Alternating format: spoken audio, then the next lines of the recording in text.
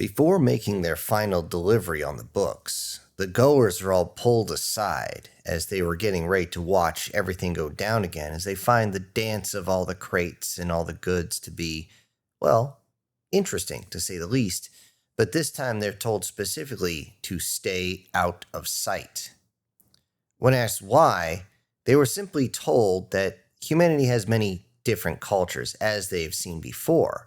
You've got some that are more laxed, others that are more military. And, well, with this culture, if they're seen, it could be trouble, to say the least.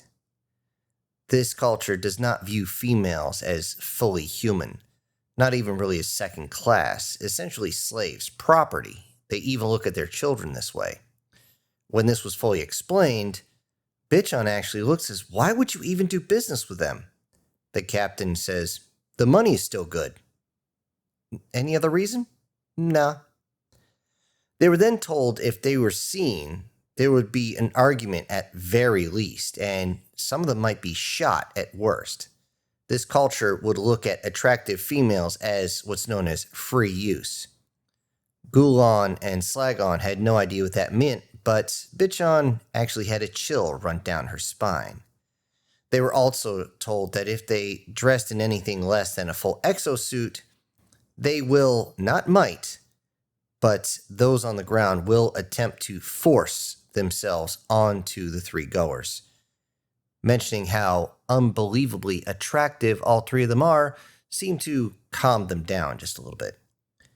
Adding the fact that the goers are a non-terrestrial species inside human space, which can make things a bit more complicated, to say the least.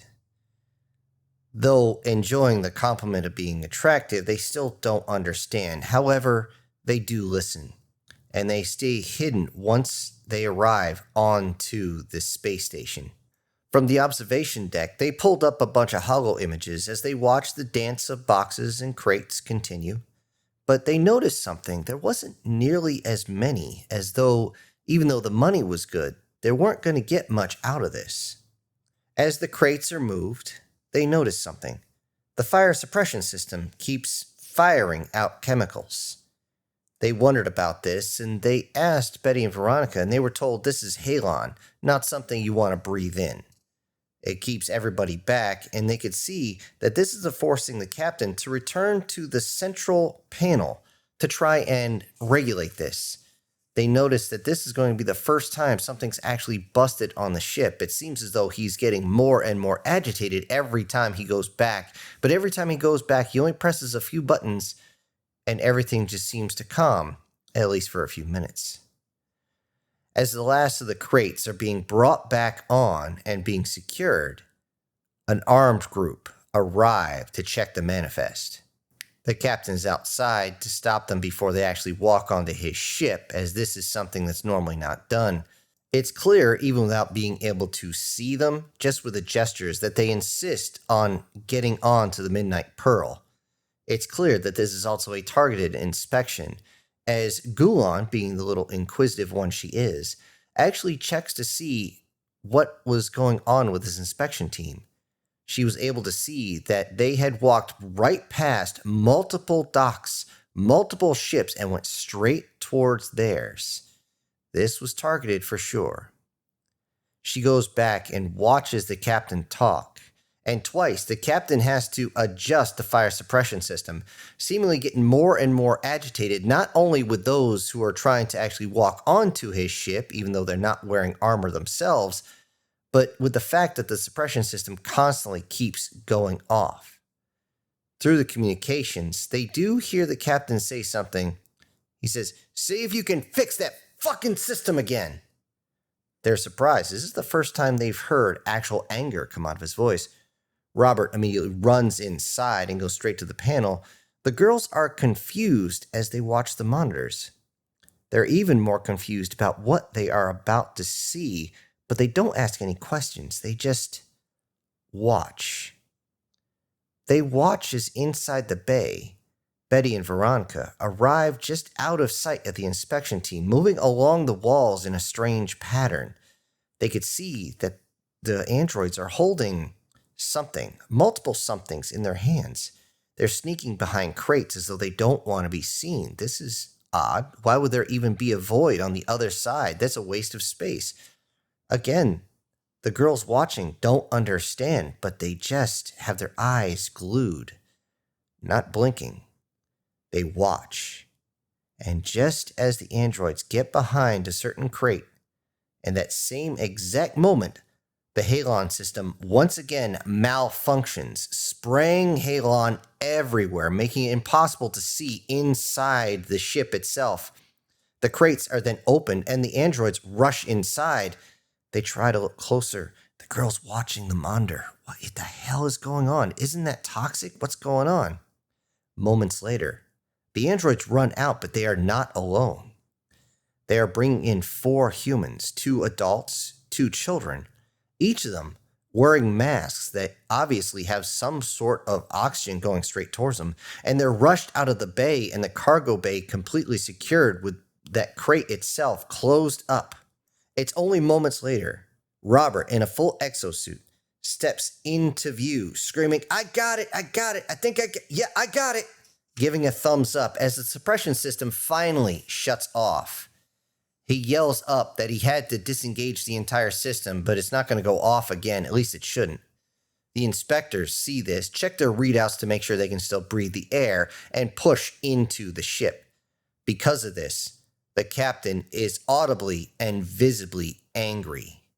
They can't hear the inspectors, but they can see that the captain is pissed, trying everything he can not to reach for his sidearm at that point, as this could be very, very bad. They eventually push their way towards that same crate that was open on the back end, but as they stand in front of it, one of these inspectors suddenly grabs some strange baton-like device and stabs the crate, and they can see it spark, jolting no one knows how many hundreds of thousands of volts into the crate. And he stands there in shock, and the look on his face is that of someone who is expecting something to happen, but nothing happened. Captain, at this point, is almost nothing but curses as he screams about them trying to damage his ship and how they're breaking their own rules by even coming onto his ship. The inspectors hesitantly leave, but they simply shoot him a look. They don't apologize. They just start walking. But as they go down the ramp, they hurl insults back at the captain. At this point, the captain raises his visor specifically to scream something. They can't tell because once the visor is up, the microphone cuts off, but he slams it back down, and sure enough, all the crates that they had just loaded are now being offloaded. The dockmaster is there, and he's starting to freak the hell out, trying to mediate everything. And they could see and hear how the captain is screaming at him, how they just invaded his ship. This violates every single rule. There was no inspection scheduled. They know what the schedule is, and all this back and forth and back and forth. And eventually, the crates are reloaded. But the captain is visibly angry. As the cargo bay shut, the captain, making sure that the comm lines are open so everybody on the entire station can hear him, as he says, "Get us off of this station and away from this fucking rock." The ship detaches very violently and leaves with some choice words about the treatment that he's had, how he will never actually come back, how everything is so messed up, and of course the dockmaster and everyone else is trying to justify their actions. As they reach well beyond the gravitational orbit, the captain reaches the bridge, walking on, stripping his helmet off, and go, "What do you think? Too much?" Ava turns and says, "One of your best performances." They laugh hysterically as the ship jumps into FTL to leave the sector. The goers seeing this are absolutely confused. What the hell did they just witness? Yet they don't have time to even think about this as the ship comes out of FTL again. They'd become attuned to actually feel the very subtle shift of the ship itself as it goes in and out of FTL. As they go out of FTL, the ship itself turns rather violently, shoving a few of them against the decking or against the bulkhead. The captain constantly saying, I told you to buckle in before, didn't I? They look over on the sensor array, and sure enough, multiple ships are waiting. One of them, much smaller than the Midnight Pearl, pulls up right next and does a very hasty docking to the point of the entire ship shaking as the clamps engage. The goers watch on the holomonitors as the 4 humans that had been taken from the crate have now been changed into clothing that is not so abundant, but it is clean. That clearly they've been fed, and they can see fresh medical strips on them.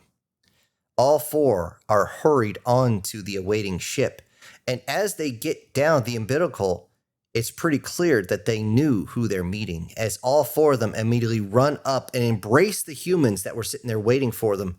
Many of the humans waiting immediately start yelling thank yous down the umbilical as all the pressure doors are beginning to shut. There's a very quick disconnect after that, and it's back to FTL before any of the goers could even figure out what the hell had just gone on. Bitchon was the first one to ask, what just happened? The captain, now out of his exosuit, said, do you remember how I said certain human cultures are different? Well, these folks pay, sure, but they're not good people at all. Basically death-worshipping narcissists, honestly. If I didn't have to deal with them, I wouldn't.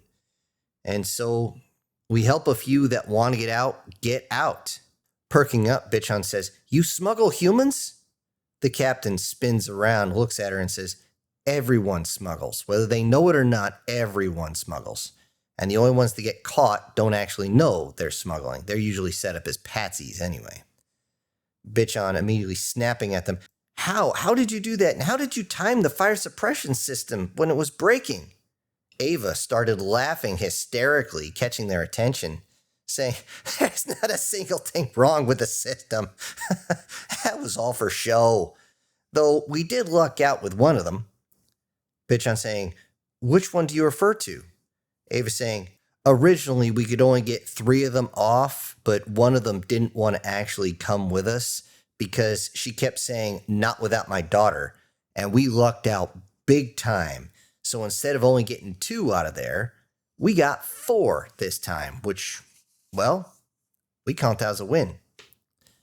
Bitchon, starting to stand there almost defiantly, saying, how are you able to justify such actions? This is against all legality. Robert immediately turns and says, that's rich. That's really rich. Coming from a mother currently smuggling her 2 daughters halfway across the known universe. And why? So that you and your daughters will not live in bondage as some fat, smelly guy's play toy at one point? Take that pretentious attitude you got right now and throw it out the freaking airlock. Seriously, you need to wake up and smell what you've been shoveling. Bitchon paused as she realized she got caught in a bit of hypocrisy, turns over towards her daughters, thinking that perhaps they would support her, yet she finds 0 support as they understand the situation. That's when Bitchon actually leaves the bridge, and she needs to move around as her beliefs versus her actions are currently fighting each other, and she needs some time for introspection. Because of the whole smuggling bit, it is an uncomfortable few days of travel, as it seems like nobody wants to talk to each other. Even though there was the previous events to think about, they also have to realize with the future because they are nearing the end of their journey, which is why they actually booked a flight on the human transport as it flies right through human territory and is a hell of a lot faster than trying to go around human territory in other ways. One morning, the goers are surprised to see such a small spread for breakfast all of a sudden. Usually, it's enough food that they could stay out throughout the day. That's if they wanted to sit and play vid games all day. But this time, sitting at the table, they were, well, surprised. All of them still insisting on silk and sheer clothing, sitting there asking if supplies were running low. Ava actually tried not to laugh, but she did show a almost predatory grin. She said, "No, but there is a celebration later. But I do have to tell you that as it sits now, the chow hall, the galley, will be closed until 1500 standard time. Also, stay out of the kitchen." This phrase was almost violent in its nature, but it actually made the captain and Robert chuckle a little bit. They didn't know the inside joke, but they didn't know if it was violent or not, so they ate their food in complete silence. Neither the captain nor Robert seemed to be bothered by any of this. As they eat, Betty and Veronica are constantly pulling items out of storage. The girls look over and can see a multitude of vegetables, seasonings, and something very large and strangely shaped. It seems frozen and wrapped in some sort of synthetic material. A few cans come out as well, and with some sort of writing on the side that the goers just can't read.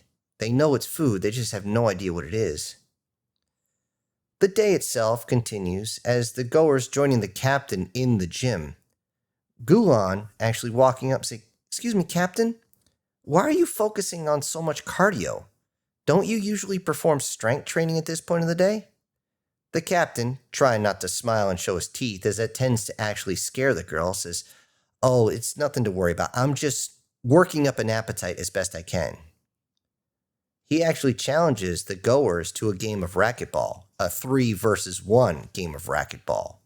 They learn how to play because it's one of the captain's favorite games, and since they had built a racquetball court on the ship itself, it allows them more time to practice. They do play pretty well, but the captain still dominates, but the ladies, well, they're learning, and they are getting better. In between games and in between going back to the head or something like that, the aroma from the galley seemed to almost reach out and lift each of the girls up by the nose and lead them towards the galley in almost a trance. But it seems as though somebody was always watching, as every single time they got anywhere near the galley, they would hear, "Stay out of my kitchen." Prior to the celebration, the goers ended up soaking in the jacuzzi because the captain had insisted that they constantly work out, just to work up an appetite, as he said. But it seemed as though their stomachs were rumbling as they're trying to run, as they're trying to climb, as they're trying to lift, as they're trying to play. It was just getting on their nerves. They just want to sit down to eat, especially after 31 games of racquetball had been a bit exhausting. But at least now they could just rest in the bubbling water of the jacuzzi. The captain is there in his normal spot when they come in. He has his head back and his arms stretched out sideways above the jacuzzi, just letting the jets massage his back and his legs. To them, he looks like he's zonked completely out. As they approach, Slagon and Gulan actually argue about who is going to get the recliner type area. An area in the jacuzzi where you can actually almost lay down, but the jets will actually spray all the way up and down your back from the base of your head, all the way down your spine and your legs. And for them, sometimes if you sit a certain way there, it can be invigorating. Bitchan herself comes in later after the two, only by about a minute. She sees the captain there, and she actually disrobes, walks over, and slides in right next to the captain. She gets up under his arm, reaches up, grabs the wrist, and pulls his arm off the edge and wrapping it around her almost like a scarf. Then, seeing that the arm won't actually reach all the way around, she pulls the hand down, straight into the center of her chest and begins to hug it. The captain doesn't move as Bitchan says, "So, could you tell me why we can't even enter the galley?" The captain looks like he's asleep, but he's definitely not, as he is at this point trying desperately and failing miserably to calm his body down, which stand to reason as he has a slippery, wet, firm, yet soft, perfectly smooth MILF pushing up against him with her naked body, actually holding his hand directly in between her. "Dinner will be ready in 10 minutes. Start making your way to the galley." Ava says over the PA. Saigon and Golan, realizing that they can now eat, jump up and run towards the towels, both of them slipping and sliding on the tile floor, falling down a few times, but almost as though they were racing to clean themselves off. Being amphibians, they wouldn't want to actually towel off, yet they got cursed out a few times for leaving all sorts of water in the hallway. The captain himself actually feigns like he was actually asleep, slowly moving up forward, rubbing his eyes, like yawning, stretching, that sort of line of BS, as he is trying to calm himself down before he actually gets out of the water. However, seeing Bichon exit the water directly in front of him as the water glistens and slides down her back and simply is flicked off by her tail, seeming to move her legs in a way that suggests that she knows he's watching, that didn't help. Resorting to something else, he began to crack his knuckles, crack his back, crack his neck, pop his knees, do anything so that he could get just a little bit of pain to enter his body, just enough to distract his body from what it was trying to do before, and once it did, he finally got up and left. A few minutes later, they're all standing at the door, Captain, Robert, and all three of the goers, simply waiting, and they can smell just a little bit that permeated down the hallway. It's as though someone had left the vents open.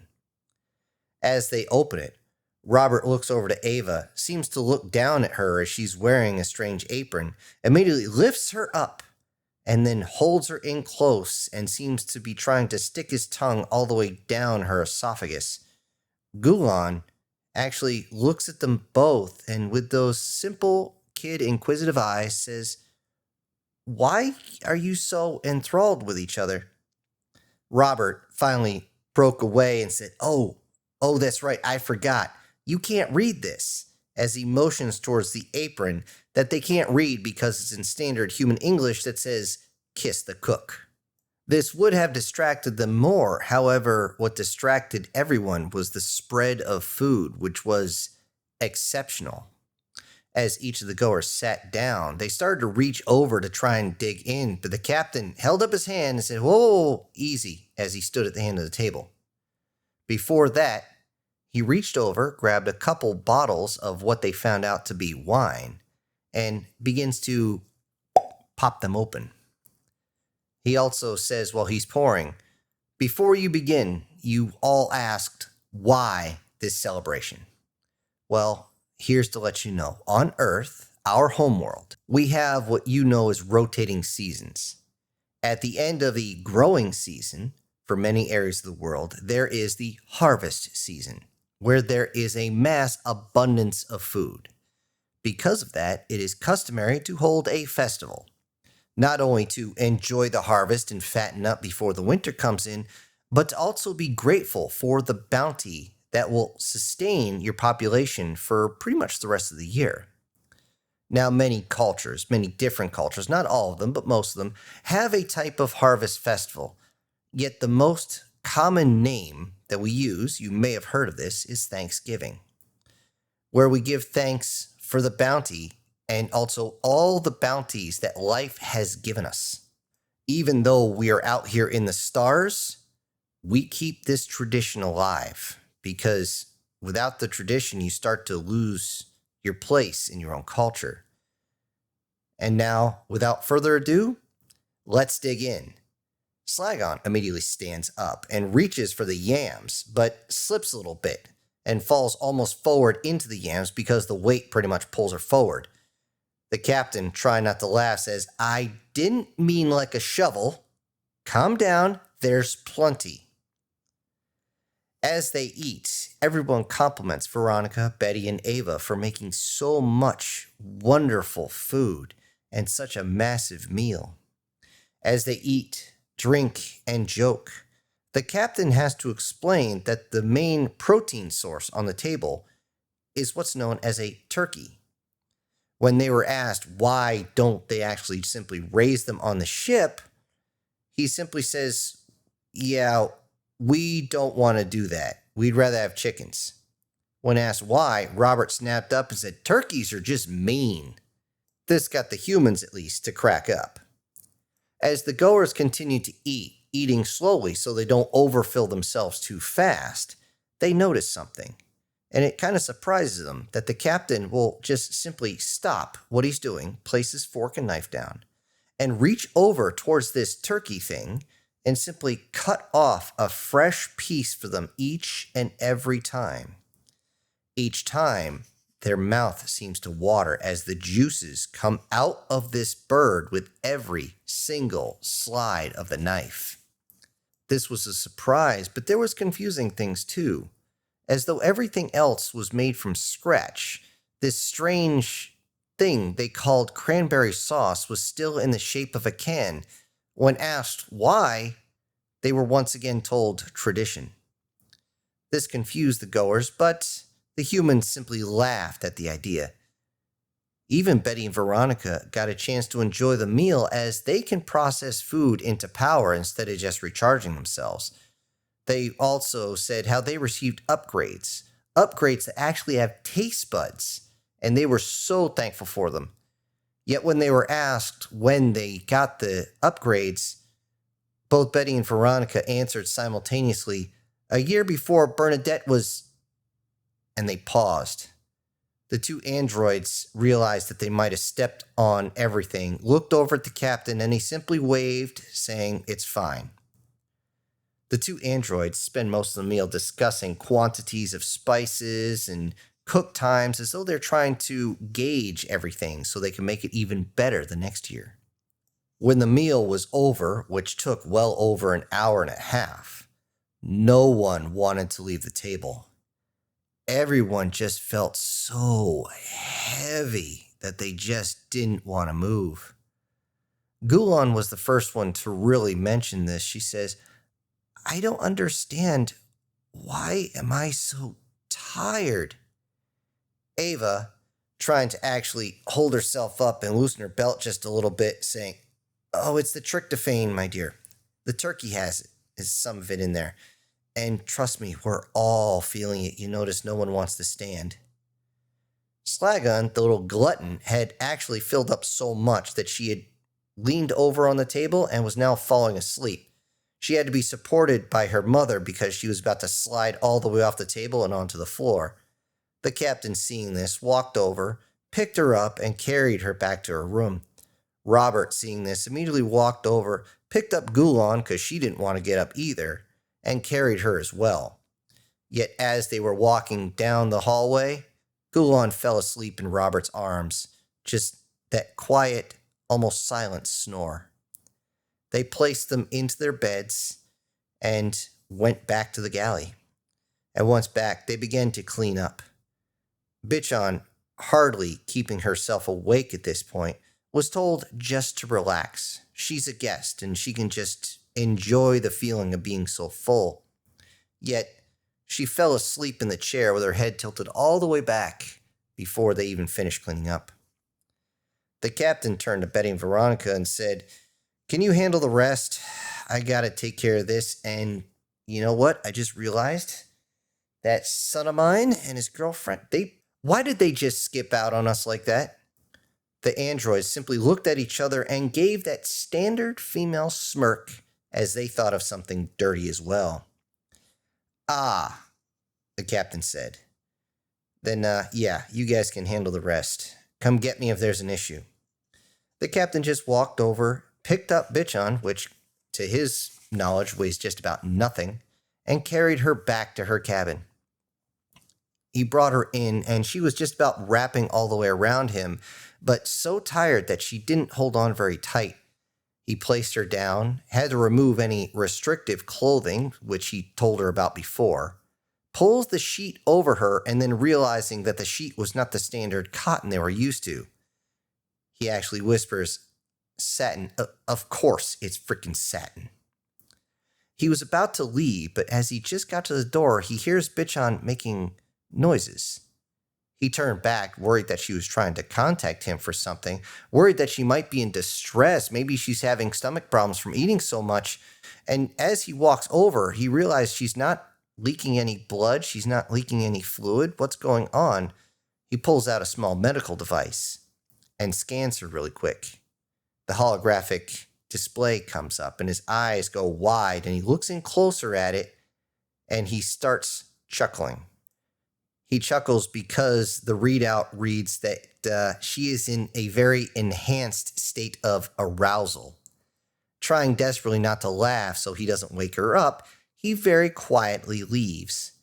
He goes to check on Slagon and Gohan. Being as young as they are, they might have adverse effects. But as he goes in, he noticed that both are also making similar noises. Both completely asleep at this point, and both of them getting louder and louder. Backing up out of the door, he once again slowly closes, and he tries to stay quiet down the hallway as he goes back to his own quarters. But to do so, he has to pass Bichon's room. And her noises were no longer subtle. In fact, they had moved on to full screams, but these were not screams of horror. These were screams of delight. Walking down the hallway, he is in near hysterics. The fact that he was trying not to laugh made him laugh even harder, and now he's laughing so hard he's not even making noise. As he began to catch his breath, he simply said, "Happy Thanksgiving." Hello, everybody. This is Syntax. Thank you for joining me today on part 6 of this ongoing series. Now, before I go, I need to say that today's winner is MTF Guard. Heresy. With Brian Kemp coming in a really close second. And now I also need to send out some humongous thank yous to the supporters of this channel, and they are Prozac and Pancakes, Clinton Arendal, Guardian Sage, Steve Uwig, MTF Guard, Erica Gem, Brian Kemp, SS Demon, and Julius Boone. Thank you all so much for supporting the channel. Everybody else, I'll see you on the next one. This is Syntax. Ejecting pilot.